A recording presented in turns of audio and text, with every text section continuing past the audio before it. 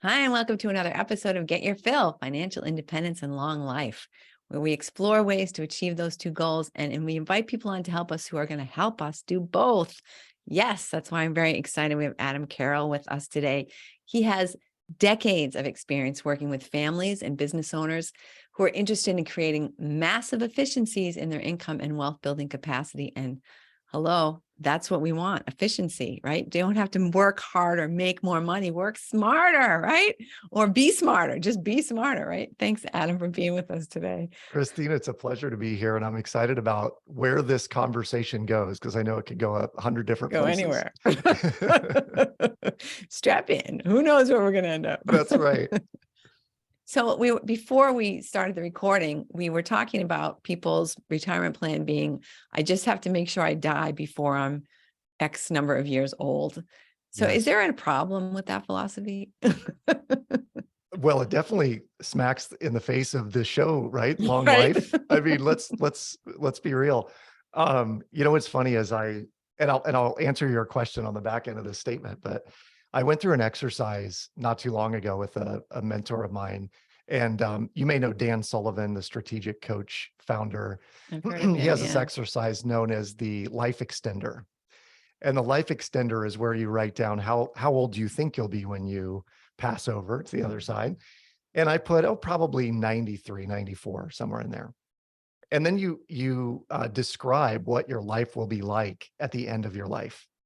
And in an ideal sense, what would it look like? And I have, flexible and have lots of friends that are still alive. And I've got a core group of people that I love to hang with, know my children well, my grandchildren well, my great grandchildren well. All these things are part of the picture. And it asks about health, will you still be in good shape and how will you keep your health and all that? And then he poses the question, so if you're living that way at 93 or 94, isn't it conceivable you could probably live another 10 or 15 years Right. doing that, right? Yeah. So my number ended up being 108. Nice. So I think, it's in accordance with your show here, Financially Independent and a Long Life. I'm after both. And I think the long life could be, well past 100 for a majority of us by that time. Yep. And so financial independence ought to be the thing that we are really striving to achieve. And there's a number of different ways to do that. So it hurts my heart a little bit to know that people are going, okay, so long as I clock out at 89, I'm set, Right. Otherwise, maybe my kids will support me if I'm lucky, right? I mean, Right, come on. right. I'll be awarded the state. That'll be fun. That sounds exciting, doesn't it? Yeah. Man, I just hope to someday cruise to the graveyard with $600 a month to my name kind of thing. Right. Not the plan. But so how can we do that? I mean, I know people, not just my age, I know people my mom's age Yeah. who still have mortgages, who still have Yeah. lots of debt. I mean, what's the option? If all you have to do is just spend money and have fun, that's Yeah. a certain amount of money. But if you also are paying all these bills for the fun you've already had, I Yes, mean, that's even worse. totally. What do we have? What are our options? I love this question so much because my early work was in the college market, high school and college market. And I did a lot of programming. I was on 750 college campuses trying to teach kids how to, if you can eat it, drink it, or wear it, it doesn't go on plastic. That's what I would tell them. And we were talking about compound interest and the power of getting started now and just building the right habits around saving 10% of whatever you make and then continually expanding that number. So And powerful.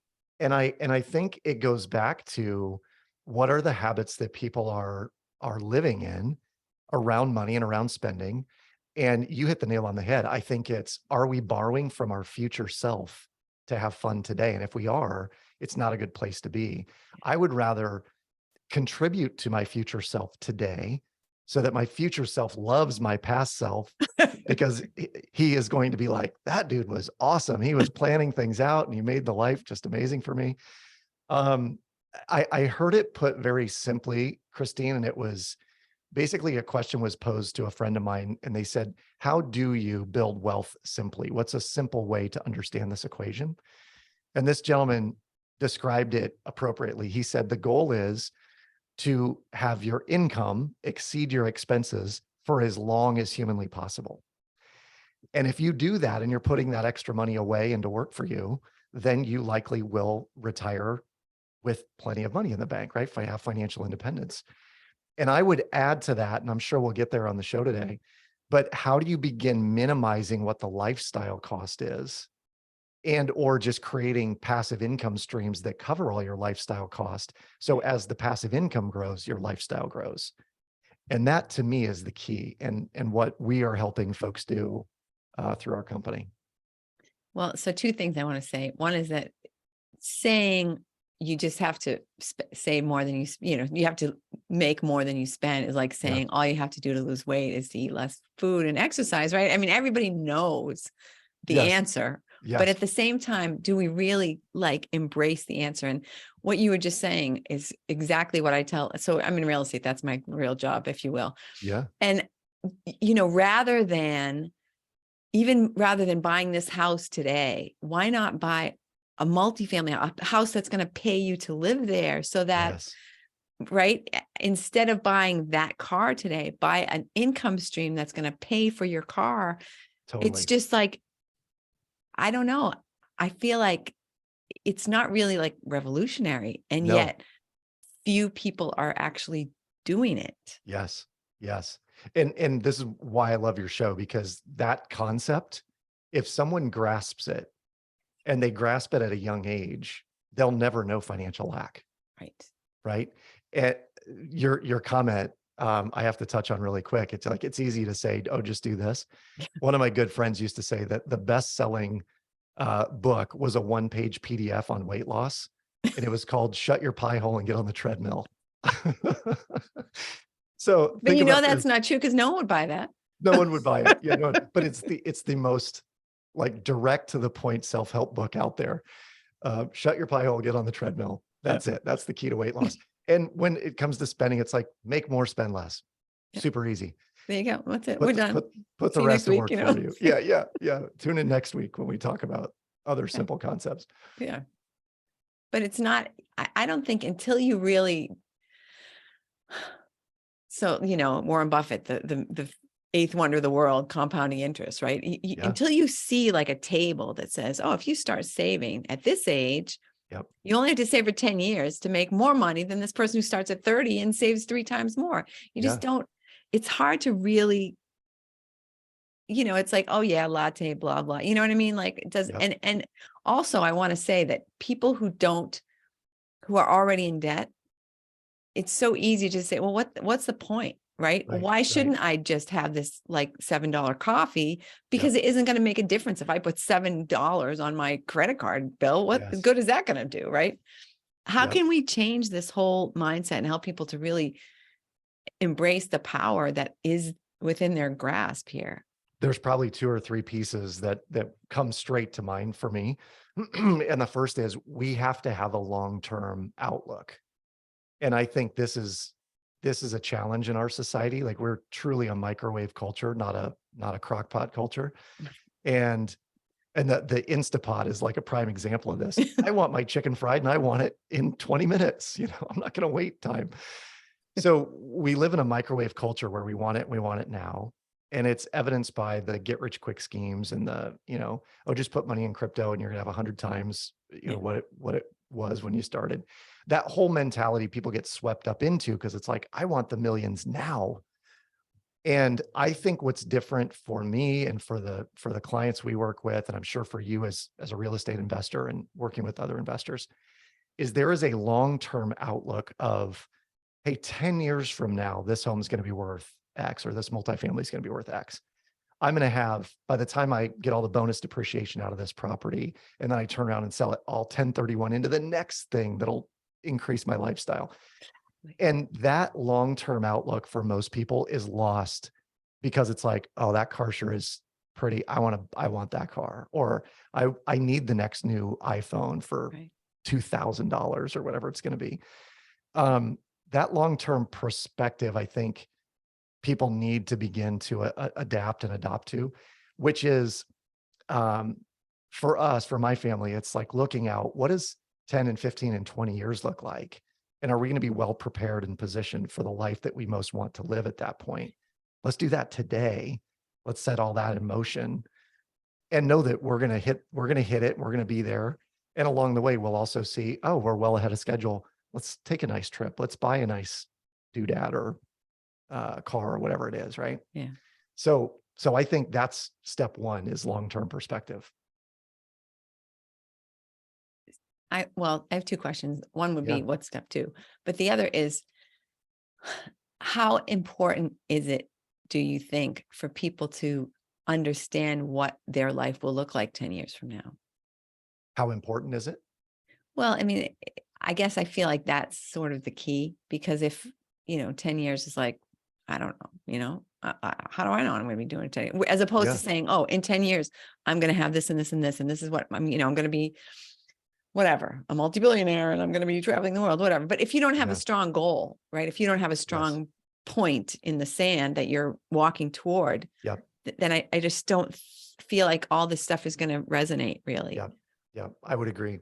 And I think that that is almost like a crisis of vision that some people have because Yeah. that notion of, well, I have no idea where I'll be in 2 years or 5 years. That's the point. Define it.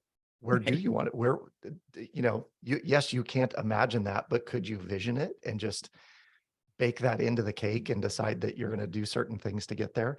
There's a great book called Be Your Future Self Now. It's written by Dr. Benjamin Hardy. You've seen it, I'm sure.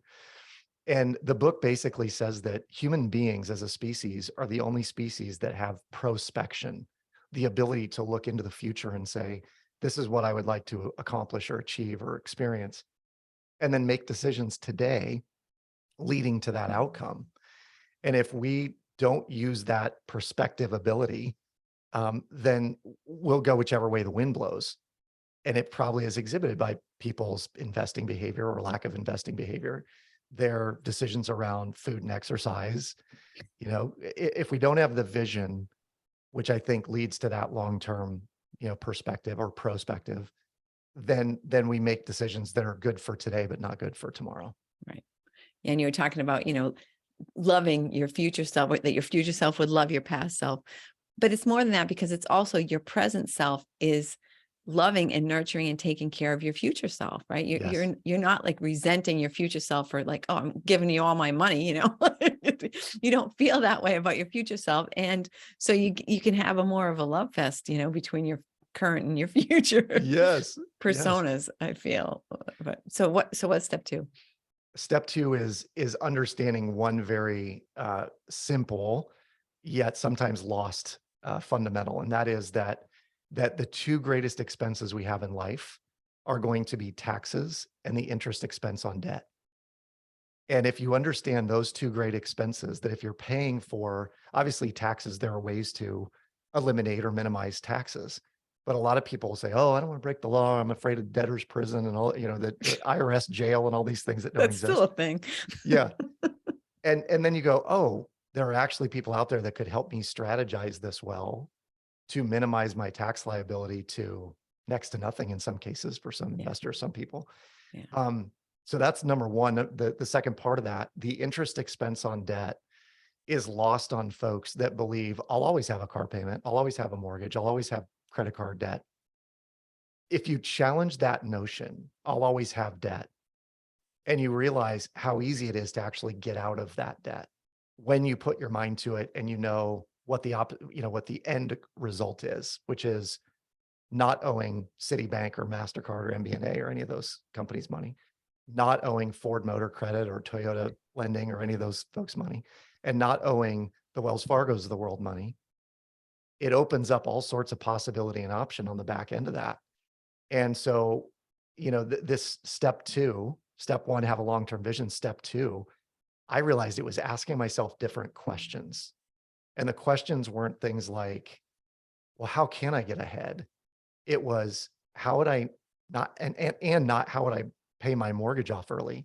It was things like, how would I pay off all of my debt within 2 years? What would that require? And then your mind starts spinning on solutions on how to do that. And then the question is, what should I do with all this extra equity and cash flow or, discretionary income that I have?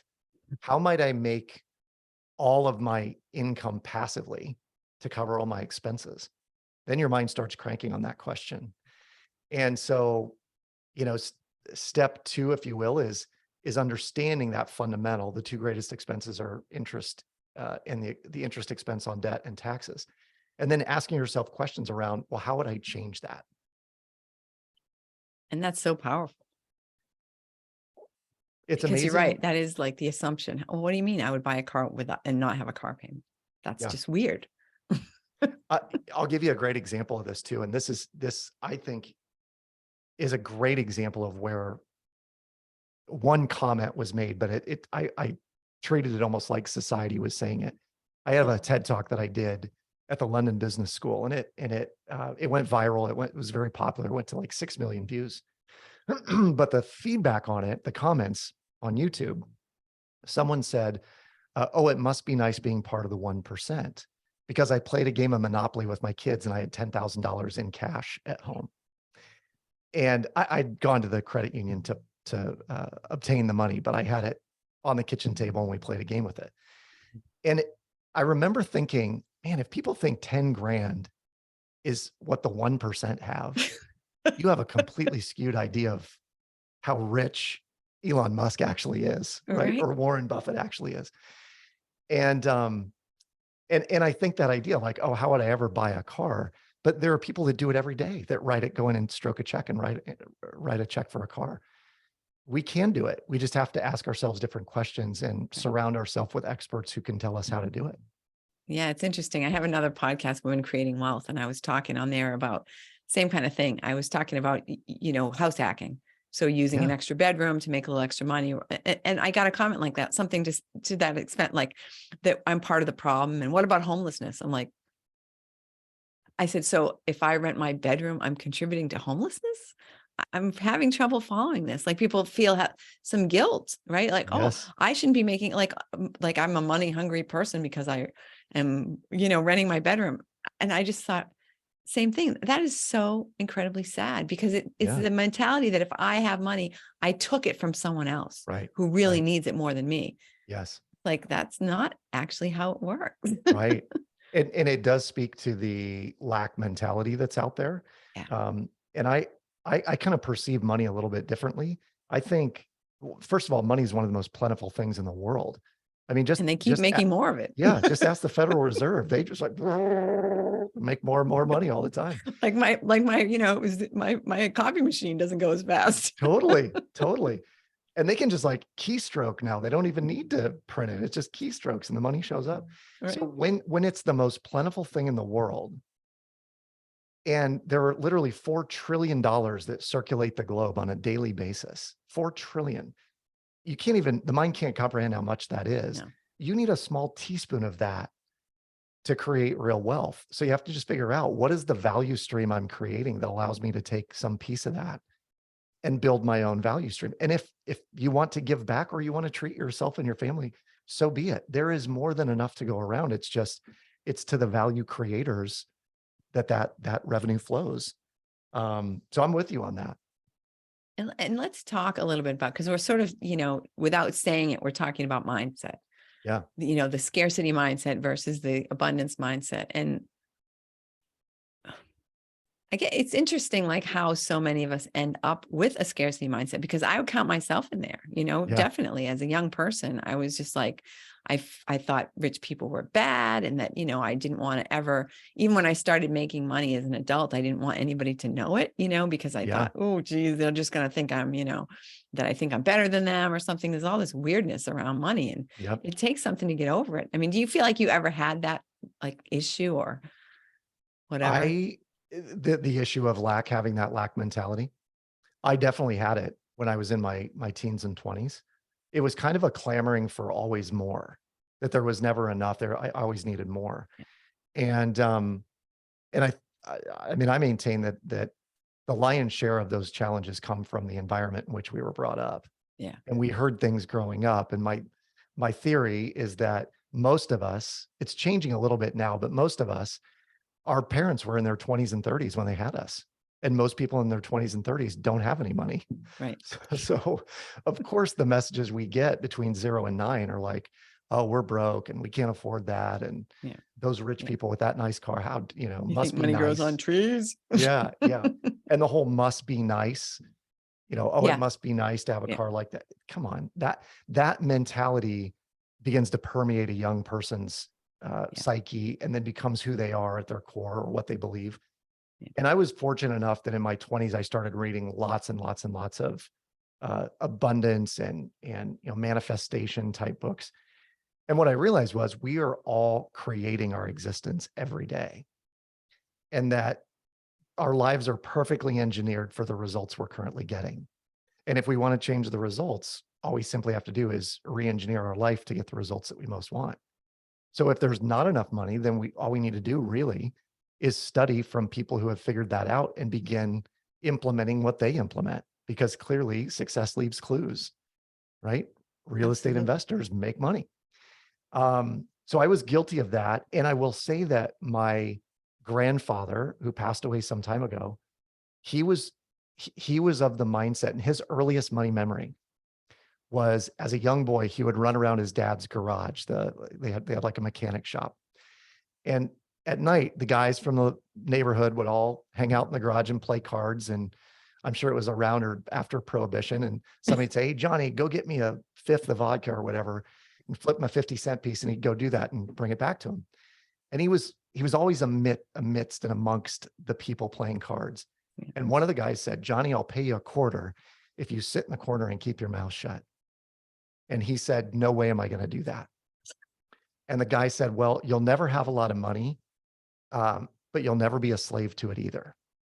And this message was given to me and to his kids and to anyone he could tell the story to. Huh. And to his deathbed, never had a lot of money, was never a slave to it, gave away everything that he brought in, like one of the most generous people I've ever met. But he had brushes with financial greatness a number of times where he could have made multi millions of dollars. And someone was like, "I'll give you a new car for that company you just started." "Oh, okay. That sounds great." And then it became what it was. And I look back on it and I think, man, that's the start. That is the seed that's planted, that then future generations take that seed and plant more of it and plant more of it. And at some point in time, I consider myself fortunate enough to say, I didn't believe that. I didn't believe that rich people need to be greedy or guilty or evil. That actually the more you make, it actually accentuates who you are at your core. So if Right. you're a generous person, it just makes you more generous. Right. And I choose to believe that as opposed to what most of the movies and society tell us today, which are rich people are bad. Right. Right. And yet we all want to be them, right? Mhm, mhm. Like, why would you want to be a bad person? Like that, Yeah, right? That's the head trip. totally. It's interesting. So my grandmother grew up in the Depression, you know, an immigrant, came here, a lot of hardship, Mhm. it's a story a lot of people can tell, but to go to a restaurant with her, right? Everything on the tables ended up in her handbag. You know what I mean? Right, She right, had yeah. ashtrays from every place you'd ever been. I mean, it's just like so embarrassing. But because you have that idea that, well, what if someday there isn't, what if someday I don't have a salt shaker? I'll have to use Right, one of these 45 that I stole from the various. right. And that obviously gets perpetuated, and Yeah, maybe it lessens a little bit over time. Maybe today's yeah, youth is not quite as under the influence of the Depression or whatever that right. we're all under the influence of, but it's something that we do, I guess, have to overcome, right? It Mentally. absolutely is. And I would say that on that note, that whole idea of I'm gonna grab these things because what if I don't have them? We studied poverty as a group. I do a lot of work with credit unions, and we were talking about how do we help people get out of the poverty cycle. And the challenge is that if someone in poverty receives a tax refund or they get a sudden amount of money, call it an inheritance or whatever it may be, um, what they will do is they will fill in whatever insecurity they've had in their life. So if they've had housing insecurity, they'll prepay their rent by 3 or 4 months as opposed to paying off Yeah. 25% credit card debt. Right. Right. If they've had food insecurity, they'll fill their pantry with $2,000 of groceries that may go bad Yeah. at some level because they've had food insecurity. Yeah. And so some of that is shoring up whatever insecurity is there or not there for some people. but uncovering what is it. Yeah. And my wife had it. I mean, my wife for a long time, she'd say, your business makes me really uncomfortable. And I'd say, well, what about it makes you uncomfortable? And she'd say, well, just the income is so sporadic and uncertain. And I said, so show me evidence of that. Has our income gone down over the last 10 years? Well, no. Okay. Has our net worth gone down over the last 10 years? Well, no. So the insecurity isn't my business. It's something else. Right. And I think that your listeners probably each have, I mean, I'm sure I do, some insecurity that we fill with Yeah. stuff or with, whatever it may be, that we have to really dredge up and get past before we can unlock, that key to the inner millionaire or decamillionaire or whatever's hiding inside. Exactly. Exactly. And that's, sometimes the insecurity is we're insecure about ourselves and our place in society, right? Because Yeah, we came from the wrong side of the tracks or whatever. But totally.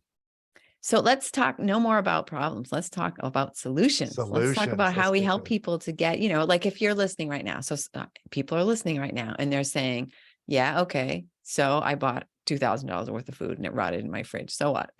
Yeah. Yeah.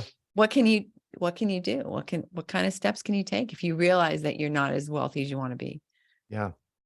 One of the things I go back to is the first step in the process, right? Have a long-term vision. So Yeah.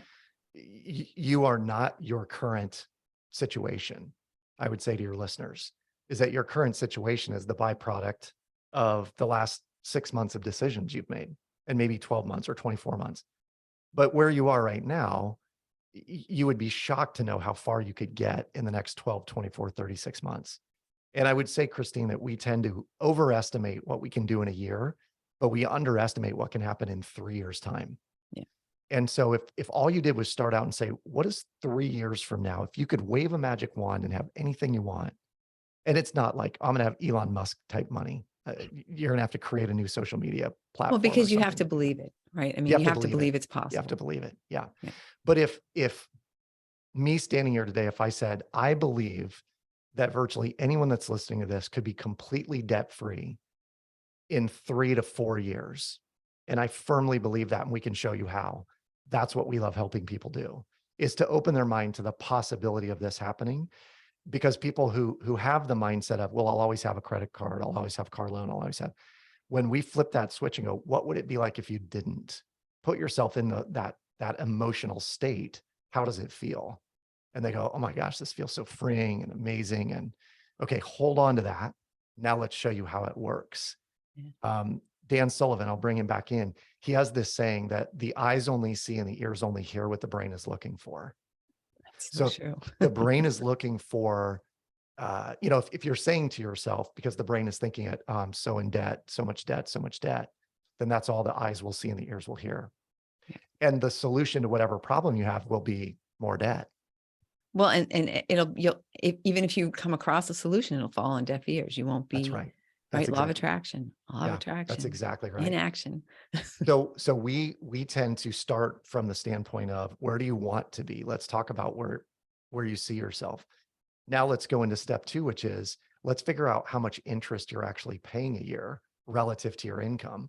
And we call it the interest to income ratio, which is if you we had a client the other day made $120,000 a year, but it was in a 30% tax bracket. So 36 grand off the top, just like that, leaves about $84,000.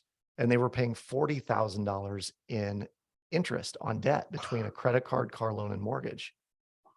So you take 84, you take 40 grand off of that, you're living on 44,000, which includes pretty much all of your expenses. And there were a couple of kids, so there was daycare and they were living paycheck to paycheck. Oh yeah. And it's easy to see how people today, particularly with inflation, folks will say it's just hard to get ahead. It is when a third of your income gross goes out the door in debt repayment. That is someone borrowing from their future self at a level that's way out of bounds, right? So what we do is we help people figure out how do you make your income more and more efficient so that you begin to blast away those debts that are taking up that precious earned income, the money that you're making every month. And instead of sending it to MBNA and Bank of America and Citi and US Bank, keep it in-house. Our goal should be to both make more money, but keep more money, Right. right? How do we own more of our income? This is a strategy to do that. Yeah, exactly. And well, and you can easily see how f- by attacking those two things, the taxes and the interest, I mean, that person's life would completely it'd be unrecognizable to them, right? I'm living proof. I mean, and Yeah. we have clients who have done it, dozens of them at this point. For my wife and I, when we figured out we could lower our tax bracket by figuring out how to make normal, ordinary expenses, business expenses, and how we could invest in opportunities that had bonus depreciation. So you invest 100 grand and 100 grand comes out of your taxable income. These are massive strategies that when people begin to learn and you take your tax implications from 25, 30, 35% down to like 10 or 12%, and you have and I'm going to say this just in full transparency, but we spend roughly $3,000 a year in interest, and that's it on a pretty healthy income. Yeah. Where some people might spend 30%, we might spend 1 or 2% Yeah. in interest expense. And when you have that massive spread between, what you make and what you spend, and you're investing in the long haul, that's how you create that financial freedom. It doesn't happen overnight. But if you're willing to have some consistency and predictability and change your mindset and your habits, 3 years, 5 years out, your life it will look completely different than what it does today. And it's what you were talking about before too. I mean, like, Tony Robbins, success leaves clues. So if you want to figure out why rich people are paying less taxes than you are, there Yeah. are books about that. There are people who can help you with that. There Yeah. are, right? It's been done. When you start to learn about tax saving strategies, it just blows your mind. Yeah. It Like, is wild. yeah, And I think the thing that I've learned most recently, Christine, on that topic is it when you have tens of thousands or hundreds of thousands of dollars to put towards something, it drastically changes the investments.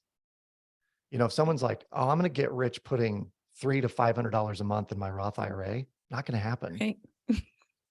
Or if it does, it'll be the very last doubling. You'll be in that Right. 80-year-old category, like, yes, I finally made it some money.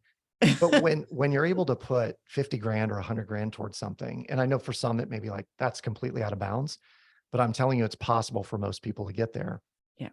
That investment changes where you're not hoping that you're going to make 6 to 8% a year guaranteed, not even guaranteed. You're hoping you're going to make it. Right. Some of these investments that are out there, the risk is taken out of the equation early on in the way that it was bought. Right. And you might make 10, 12, 15, 20, 30% in some cases. Um, but you have to be able to get there. And Right. and these are No some of one's the offering those kinds of investments to people who are investing $100 a year no, or no. whatever. Yeah, that's exactly Yeah. right. And even then borrowing strategies. I mean, we don't want to like tempt people with all the things that they're missing out on by not having lots of money, but there are all kinds of things that are available to you as a person with wealth that are just not available to you Yeah, as an ordinary consumer. absolutely. So Adam, I think we've a little bit been jumping around and I know that's my Yeah. fault. No, all good. I love this conversation, by the way. Me too. Me too. Um, I guess I want to focus in on your shredded.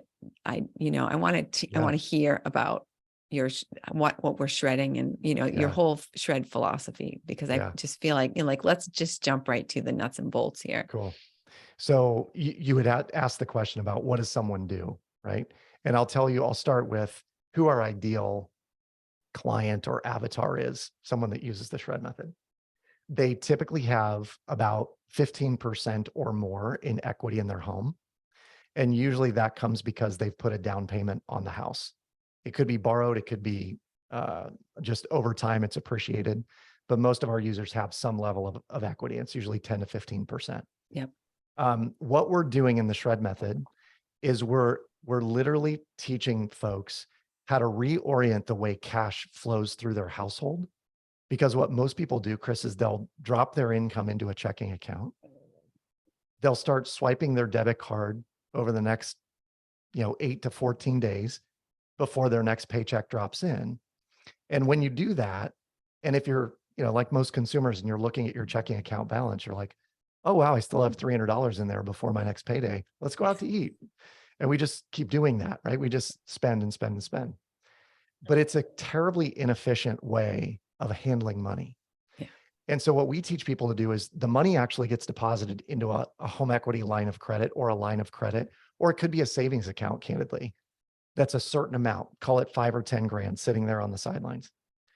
And then through an algorithm that is powered by a piece of software we have, the software will tell you based on the amount of interest that you'll either be charged or earning on the balance, we're going to put a certain amount towards your debts. And we're going to start with high interest debts like credit cards and knock those down to zero.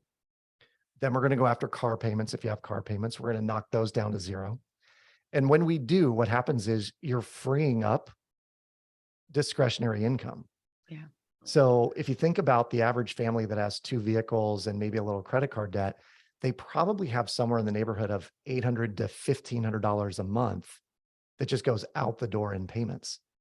And imagine what happens when you claw that back and you've got $1,500 extra dollars that is now pumping through a system that's optimizing where that income goes, so that eventually it starts pumping into the mortgage, creating lots and lots of equity in that property, paying down the mortgage itself, but creating equity. And the equity is accessible via the home equity line of credit. So that actually creates liquidity. So the liquidity then is used for, should a real estate opportunity present itself and you need 20 grand to put down on a rental property, you have it, it's right there, it's available. And then the income keeps cycling through. So the 20 grand you borrowed goes back down to zero in record time. Yeah.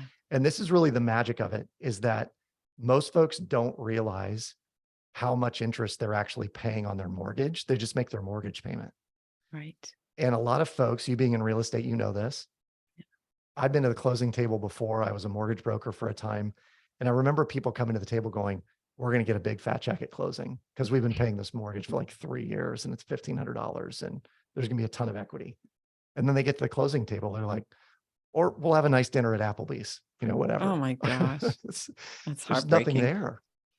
And so what I would encourage your listeners to do is to go look at your mortgage statement and see what number in the amortization chart you are. Are you payment 1? Are you payment 18? Are you payment 36, 106? And look how much of the total payment is going to principal and how much is going to interest. Especially in the beginning. Especially in the beginning.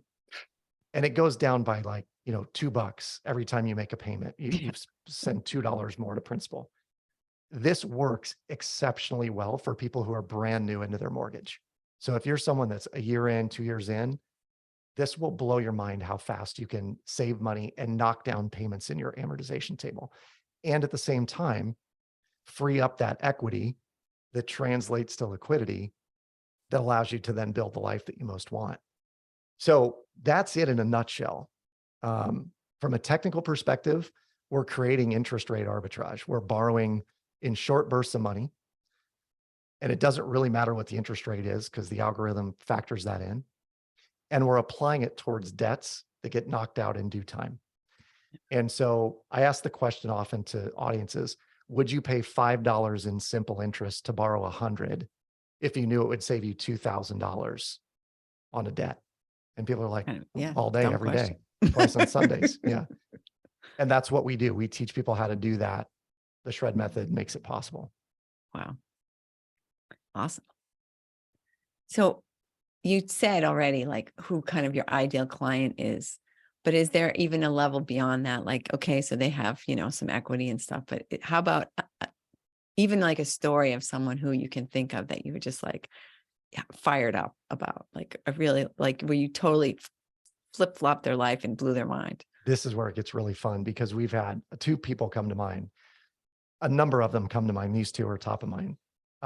One is a gentleman who he's a relatively high income earner, owns his own business, but he had 2 mortgages. He had a primary home, a rental cabin, or a cabin that he went to, kind of a vacation home. He had 4 car loans, right? A car loan for every single person in his family. bought his kids $25,000 rides and had, loans on each of those. And he and his wife were both driving $40,000, $50,000 rigs. Um, 6 or 8 different savings accounts. So he was squirreling money away for home reno, the vacation, the hunting trip 2 years from now. And so I sat down with him and I said, can you help me understand, why are you doing all of this? And he said, I don't know. It's just what you do. It's just how you operate. Right. So literally, Chris, within 24 months or less, we had the cabin completely paid off, all of the cars gone. We had the home down 50% from what he owned previously. And he was up on discretionary income, probably $3,000 to $4,000 a month. Unbelievable. So we had like a flip of the script, and he was saving. I bet he saved easily in the first year and a half. He had saved $250,000, $300,000 in interest and had clawed back all that extra discretionary money. Wow. Didn't even understand where it was going or why it was going out. It's just, well, this is just what you do. When you Right. want to buy something, you go rent it, you go borrow for it. So that's one. He's completely changed his ways. Immediately started investing in rental real estate, and he was buying multifamily properties. He's doing syndications now. He bought a farm. He's doing Wow. really fun things from a tax perspective to help save Yeah. money. So that's on kind of the extreme end. On the simpler end, one of our favorite clients is a woman named Romania. And Romy had a story where she came to us and said, I'm blown away. I heard you on a podcast. How does this work? I think she owed in the neighborhood of $150,000 on her home. Wasn't a crazy, crazy high income earner, but it was a dual income family. Kids were out of the house.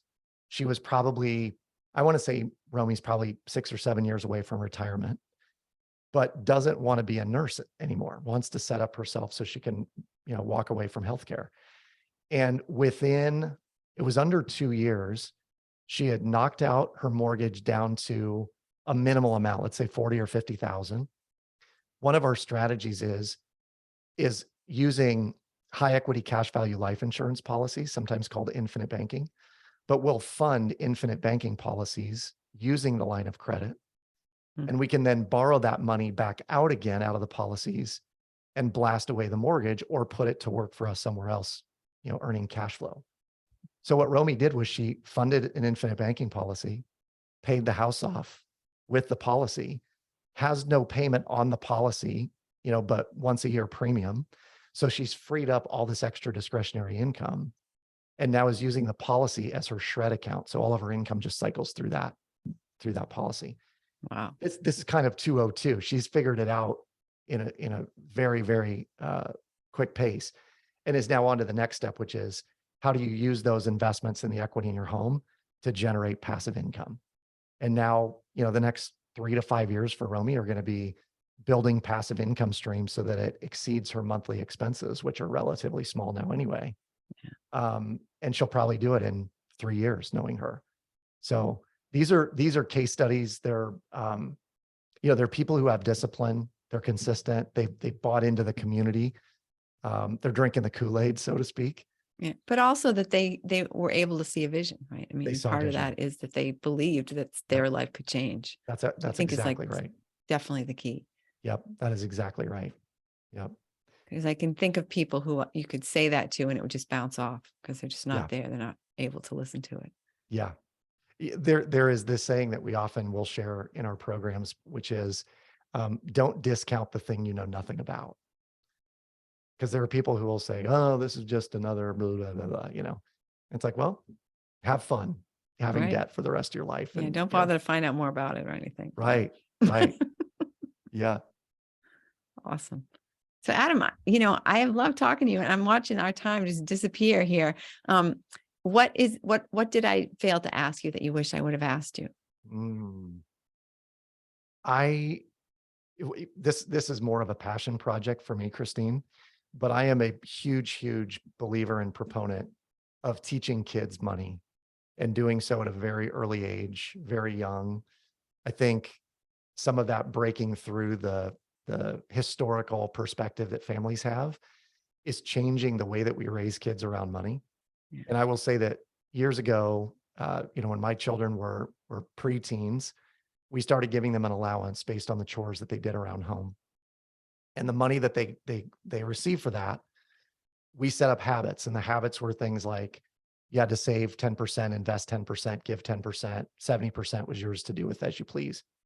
But then we added certain things in there, like the family 401k plan. So if you put money in saving or in investment, I would match it up to $25 a month. But they Wow. put in 25 bucks, they give 50 bucks. And my middle child he took advantage of this every single month. Didn't care where it came from, could from birthday money or whatever, he would find it. And so I am wholeheartedly behind telling your kids certain things about your finances, like what's the house payment? What are the car payments? What's the insurance cost? When we go out to eat for dinner, I might say, all right, guess the bill. Who's got a guess? How much is the bill? And then they'll guess it. Okay, you're closest. How much should the tip be? And I'll say 15%, 20%. How about 30%? What would that look like? What would that do to someone's life to get 30% on this amount of money?